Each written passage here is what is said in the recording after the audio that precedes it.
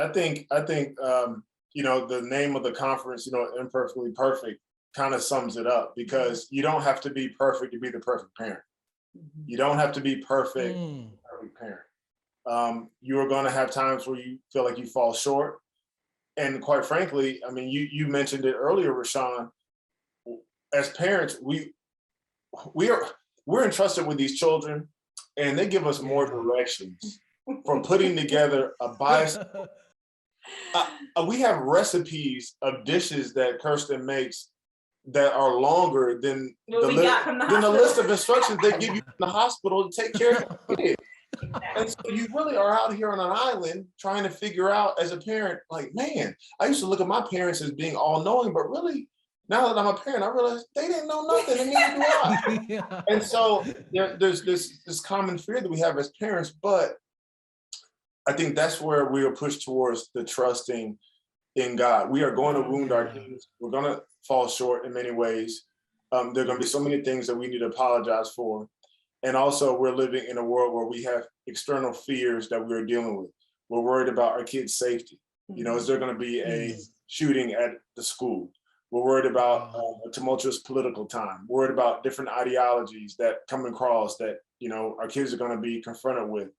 And we have to be reminded, and parents should be reminded, as we feel fearful, that, God has given us, as it says in Psalm 127, that children are a gift from the Lord. And it said that, we are the stewards of these children, to grow them up, not to make them perfect, but to be the steward of them. And because of that, we have to trust God that He knew what He was doing when He gave us these kids. Yeah. When we look through our scripture and we look at people that were in difficult times like Esther, God had a plan for her. When we look at David or Daniel, I'm sure their parents were very scared about what was happening, yet God was the one who took care of them. And so the encouragement that I have as a parent, and for all parents that are fearful, is that, it's difficult for us to do it in our own power. We can't protect them from everything. But our job as parents is to steward what He's given us, to bring them into adulthood, and trusting that, God knows all the situations that they're going to encounter before they encounter. Yeah, I would also say for that parent, and me included, is watch where you're getting your information. Where's your source of truth? And so if it's something on TV, if it's a million other books, and I mean, these are good, books are great, TV's great, podcasts are amazing, but man, we've got to go back to the truth. And so that is where we get our power from. And sometimes too many sources is too many sources. It's too hard to filter through because everyone has an opinion. And so I would say what I have to do when I feel myself going out of control and thinking that I'm in, that I can do something, or I'm afraid of something, like, okay, Kirsten, go back to truth. And that's when I go back to the word. And that's when I go back and I see how God has been faithful to His people, the promises that he gives us. That's when you go through and you read all of Paul saying, be courageous, be strong, do not waver, remember what God has done, all of those things, remember the gospel.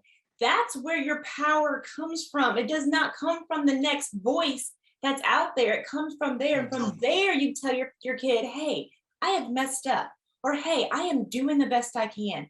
But you yourself get challenged to be better, because God has so much more for you. And the more you are transforming into I'll say this, the more I transform into the woman God has called me to be, the better wife I am, and the better mom I am, and the better friend I am. So really, as a parent, you want to do so much, you want to do good for your kid. Like, you want to give them the best that you can.